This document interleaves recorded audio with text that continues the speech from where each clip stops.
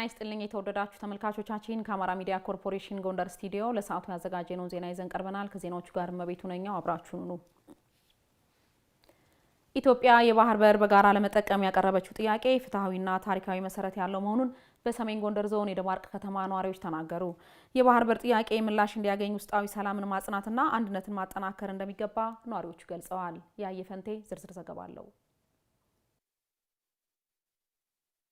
በዓለም ላይ የባህር በር የሌላቸው ሀገራት በዓለም አቀፍ ሕግ መሰረት በሰጥቶ መቀበል መርህና በሌሎች አማራጮች በስምምነት የባህር በር ተጠቃሚ መሆናቸው ይታወቃል። በሁለትዮሽ በቀጠናዊና አህጉራዊ ደረጃ ስምምነቶችን በማድረግ የባህር በር በጋራ በመጠቀም የእድገት አማራጭ ማድረግ የቻሉ ሀገራት በርካቶች ናቸው። ከቀይ ባህር በቅርብ ርቀት ላይ የምትገኘው ኢትዮጵያ የባህር በር ባለቤት የነበረች ቢሆንም በታሪክ አጋጣሚ የቅርብ ተመልካች እንድትሆን ተደርጋለች። በመሆኑም አሁን ላይ መንግስት ኢትዮጵያ የባህር በር ሊኖራት ይገባል የሚል ጠንካራ አቋም በመያዝ ዲፕሎማሲያዊ ጥረቱን አጠናክሮ መቀጠሉ ይታወቃል። የባህር በር መኖር ዘርፈ ብዙ ጠቀሜታ እንዳለው በሰሜን ጎንደር ዞን የደባርቅ ነዋሪዎች ተናግረዋል። ስመልኬ ይባላለሁኝ። አንደኛ የንግዱን ስርዓት በጣም ያፋጥናል። ኢኮኖሚ እድገታችን ለማስጠበቅ ትልቅ ሚና አለው። የሀገሪቱን ደህንነት ከማስጠበቅ አኳያም ትልቅ ቁልፍ ሚና ይጫወታል ማለት ነው። ስለዚህ ይሄን ለመመለስ የሚደረገው እንቅስቃሴ አንደኛ ፍትሃዊ ነው። ሁለተኛ የባህር በር ባለመኖራችን ምክንያት ያጣናቸው በጣም በርካታ ነገሮች አሉ። የኢኮኖሚ፣ የፖለቲካ ጉዳዮች አሉ። ስለዚህ እነዚህን ለመመለስ የባህር በር የግድ አስፈላጊ ነው ማለት ነው። መኳንንት ተጌ አንድ ሀገር ያለ ወደብ በርካታ የኢኮኖሚ ውድቀት ያጋጥማታል። ወደብ ተጠቃሚ በምትሆኑበት ሰዓት ነው ኢኮኖሚያችንም ሰላሙም ሀገርም ከውጭም ሆነ ከውስጥ ያሉን ሰዎች ጋር መግባባትና መገናኘት የምንችለው። ለዚህ ወደብ ትኩረት ሰጥተን ሁላችንም በጋራ ርብርብ ማድረግ አለብን። ሰላምን በማጽናትና ውይይትን በማስቀደም የባህር በር ጥያቄ ምላሽ እንዲያገኝ ሁሉም የድርሻውን ሊወጣ እንደሚገባ የከተማዋ ነዋሪዎች ጠቁመዋል። ጦርነት ህጻናትን ከትምህርት የሚያስቀር አገርን የሚጎትት እንዲያውም አንዳንድ ጊዜ ከሴታችን ወጣ ያሉ ነገሮችን ታያለ። ምሁራን መነጋገር መቻል አለባቸው። አሁን አንዳንድ ሰዎች በውጭ ሀገር መታይ ከሆነ እነሱ ያሉበት ሁኔታ በጣም የተመቻቸ ነው፣ በጣም ጥሩ ነው። ግን እኛ ላይ ቤንዚን ነው የሚያርከፈክፉት። የነሱ ልጆች በጦርነት ውስጥ ያሉ ያሉ የዳር ልጆች ናቸው፣ የአርሶ አደር ልጆች ናቸው። በኢኮኖሚ እንቅስቃሴ በፖለቲካው ዘርፍ የተሻለ ውጤታማ እንድንሆን መነጋገር መወያየት እና ችግሩን ሰላማዊ በሆነ መንገድ ብቻ መፍታት ነው። ሊጋባው ዘመነ ነው የሚባለው። ከህዝቡ የሚጠበቀው ነገር ምንድን ነው? መንግስትን መደገፍ፣ የራሱን አስተዋጽኦ ማድረግ፣ በተለይ የስነ ልቦና ከፍታ ላይ መድረስ ያስፈልጋል። ዳግማዊ አድዋን በአባይ ግድብ ደግመናል። አሁንም ሶስተኛ አድዋን ነው የምንደግመው። ስለዚህ ህብረተሰቡ ከምንም በላይ በስነ ልቦና ከፍ ማለት መቻል አለበት። ይህን የባህር በር ጥያቄ ለመመለስ የራሱን የማይተካ ሚና መጫወት መቻል አለበት። በሀገር ደረጃ የተጀመሩ ታላላቅ የልማት ስራዎች የኢትዮጵያን እድገት የሚያሳልጡ በመሆናቸው ውስጣዊ አንድነትን በማጠናከር ኢትዮጵያ የባህር በር እንዲኖራት ማድረግ እንደሚገባም ነዋሪዎቹ ገልጸዋል። በጣም ከፍተኛ ፕሮጀክቶች አሉ በሀገራችን ውስጥ የተጀመሩ። እነኚህ ፕሮጀክቶች እኛን አንገታችንን ቀና የሚያደርጉ ናቸው። እነኚህ ፕሮጀክት ተሳኩ ማለት በጣም በርካታ ወጣቶች የስራ እድል አገኙ ማለት ነው።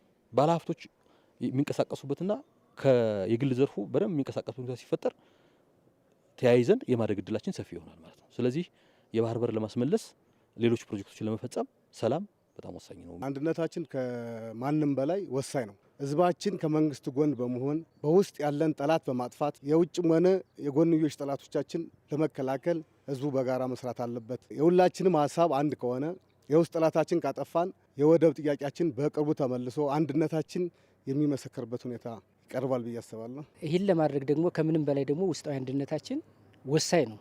አንድ ስንሆን የማናደርገው ነገር እንደሌለ ታሪኮቻችን ያሳያሉ። ስለዚህ ውስጣዊ አንድነታችን በተለይ ከሰላም አኳያ ያለውን ነገር አንድ መሆን መቻል አለብን የሚለው ነገር በጣም ወሳኝ ነው። ከባህር በር ተገላይ ቆየችው ኢትዮጵያ ለወደብ ኪራይ በየዓመቱ ዳጎስ ያለ ገንዘብ እያፈሰሰችም ትገኛለች። የጸጥታ መዋቅሩን ከህብረተሰቡ ጋር በማቀናጀት በተሰራው ስራ ይፈጸሙ የነበሩ ወንጀሎችን ማስቆም መቻሉን የአምባ ጊዮርጊስ ከተማ አስተዳደር ሰላምና ጸጥታ ጽሕፈት ቤት አስታወቀ። ሰላምን ለማስፈን በብሎክ አደረጃጀት አካባቢያቸውን እየጠበቁ መሆኑን የአምባ ጊዮርጊስ ከተማ ነዋሪዎች ተናግረዋል። ቃል ኪዳን ኃይሌ በዚህ ጉዳይ ላይ ተጨማሪ ዘገባ አላት። ሰላምን ማረጋገጥ የጸጥታ አካላት ጉዳይ ብቻ ሳይሆን የሁሉም የህብረተሰብ ክፍል ተሳትፎን ይጠይቃል። የጸጥታ አካላትን ስራ በተግባር ሲደግፉ ያገኘናቸው የአምባ ጊዮርጊስ ከተማ ነዋሪዎች በብሎክ ተደራጅተው በምሽት አካባቢያቸውን መጠበቃቸው ከዚህ በፊት ይፈጸሙ የነበሩ ወንጀሎችን ለመከላከል እንዳስቻላቸው ያነሳሉ። ድረስ ጎሽ ይባላል። ሁልጊዜ ነው የምንጠብቅ። ሁልጊዜ ብሎካችን ማንም ደፍሮብን ማወቅ ማንም በእኛ በቦታችን ማንም ወር የሚልብን የለ። የጠበቅነ ነው። ህብረተሰቡ ተደራጅቶ በደንብ ሴት ወንዱም ጥሩ ነው። በቃ እየተጎሳጎሰ ጥሩምባ ይዞ ሴቱም ጥሩምባ እየነፉ ሴቶች አብረው በደንብ ነው የሚጠብቁ። ሴቶች አብረው እያገዙን ነው። እኛም ያወለካችን በደንብ እየጠበቅን ነው። ለውጡ ሰላም ነው። የከተማው ሰላም፣ አሁን ጸጥታው ሰላም ነው።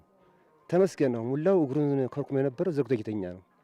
ተመስገን ነው። በቃ አሁን ፍሬህይወት ለምለም እባላለሁ። ቀበሌ 01 ቀጠና 1 ሰላም ነው። አሁን ሰላም ነው። ከበፊቱ አሁን ደህና ነው። ሌባ ነበረ፣ ማታም እያንኳኩ ብዙ ነገር እየቀሟቸው፣ አሁን ግን ለውጥ አለው።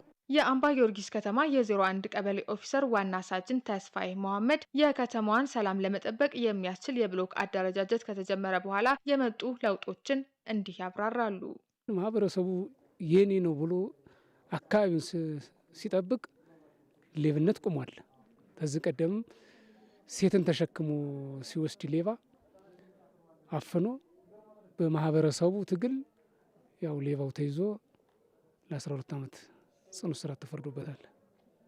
ስለዚህ እና ማህበረሰቡን ለጸጥታው ያለው በጣም ትልቅ ፍላጎት አለ። ማህበረሰቡ ከጸጥታ መዋቅሩ ጋር ተቀናጅቶ በሰራው ስራ የአካባቢ ሰላም ማረጋገጥ መቻሉን ያነሱት የአምባ ጊዮርጊስ ከተማ አስተዳደር ሰላምና ጸጥታ ጽሕፈት ቤት ኃላፊ አቶ ዘነበ እንየው ከዚህም በፊት ይፈጸሙ የነበሩ ስርቆትና መሰል ወንጀሎችን ማስቀረት መቻሉን አረጋግጠዋል።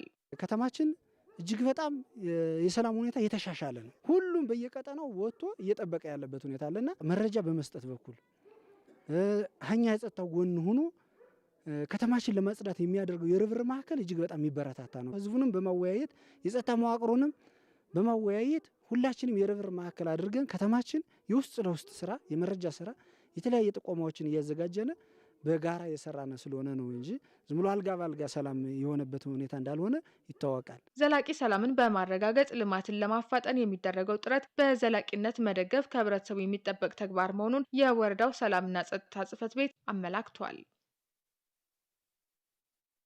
ከእሴቶች መሸርሸር የሚመነጨውን ሙስናን ለመከላከል እየሰራ መሆኑን የምዕራብ ጎንደር ዞን አስተዳደር አስታወቀ። ዓለም አቀፍ የጸረ ሙስናና ስነ ምግባር ቀን በገንደ ውሃ ከተማ ተከብሯል። ኤልያስ ጋሻው ዝርዝር አለው። በምዕራብ ጎንደር ዞን የስነ ምግባርና ጸረ ሙስና ቀን በዓለም አቀፍ ደረጃ ለ22ኛ ጊዜ በሀገራችን ደግሞ ለ21ኛ ጊዜ ተከብረዋል። ትውልድን በስነ ምግባር ተቋሙን በአሰራር በሚል መሪ ሀሳብ ቀኑ ተከብሮ ውሏል። ሀገር የምትገነባው መልካም ስነ ምግባርን ተላብሰው በሚጥሩ ዜጎች የጋራ ህብረት ነው። በሀገር እና በህዝብ ሀብት ላይ ከፍተኛ ጉዳት የሚያደርሰው ሙስና መንስኤው ከዜጎች የስነ ምግባርና ከሞራል እሴቶች መሸርሸር የሚመነጭ ነው። በዕለቱ የተሳተፉ የመንግስት ሰራተኞች እንዳሉት በተቋማት ውስጥ ለብልሹ አሰራር ስጋት የሆኑ ጉዳዮችን በመለየት ድርጊቱን ለመከላከል የድርሻችንን እንወጣለን ብለዋል። አገልግሎት የምንሰጥባቸው ተቋሞችን በደንብ መፈተሽ፣ ባለሙያውም ቡድን መሪውም ሁሉም አጋር አካላት ለዚህ ትኩረት ሰጥቶ አገልግሎት የተሳለጠ አርጎ መስጠት በጣም ተገቢ ነው። እያንዳንዳችን የራሳችን የሆነ ኃላፊነት አለን።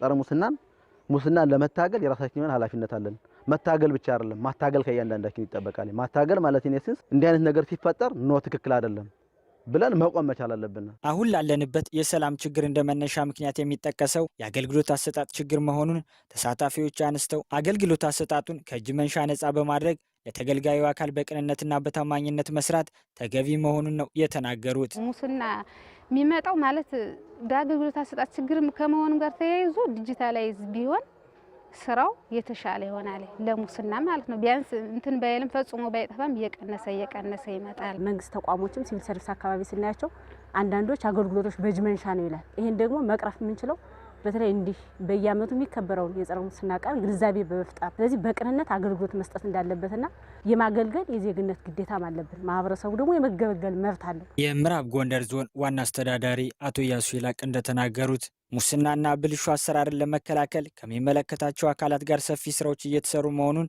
አብራርተዋል።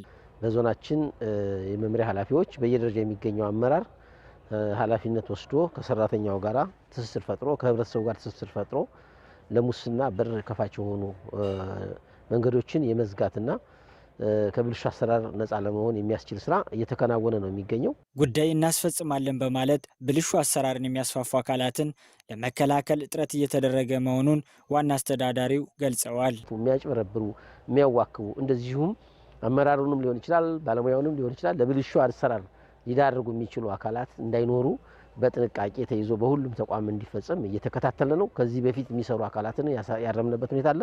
ቀጣይም ትኩረት አድርገን የምንሰራው ስራ እንደሆነ መታወቅ አለበት ነው። ማንኛውም አካል ብልሹ አሰራር ሲፈጸም ለሚመለከተው አካል ጥቆማ እንዲሰጥ ዋና አስተዳዳሪው መልእክት አስተላልፈዋል። በሰብል ስብሰባ ወቅት የሚያጋጥምን የምርት ብክነት ለመቀነስ ዘመናዊ ሰብል መሰብሰቢያ ዘዴን እየተጠቀመ መሆኑን የማዕከላዊ ጎንደር ዞን ግብርና መምሪያ አስታወቀ። ምርት እንዳይባክን የተለያዩ ዘዴዎችን ተጠቅመው ሰብላቸውን እየሰበሰቡ መሆኑን አርሶ አደሮች ተናግረዋል። ማርታ አዱኛ በዚህ ጉዳይ ላይ ዘገባ አላት።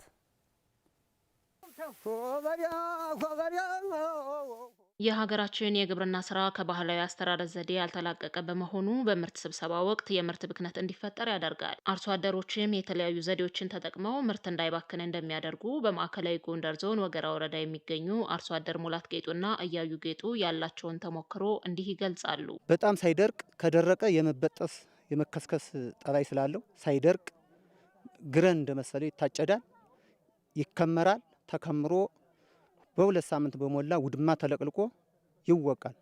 ተወቅቶ በደንብ በንፋስ ተጣርቶ ወደ ጎተራ ይገባል። የምርት አያያዛችን መጀመሪያ ውድማ ስንወቃ በትለቅልቀን በደንብ አዘጋጅተን እንወቃለን።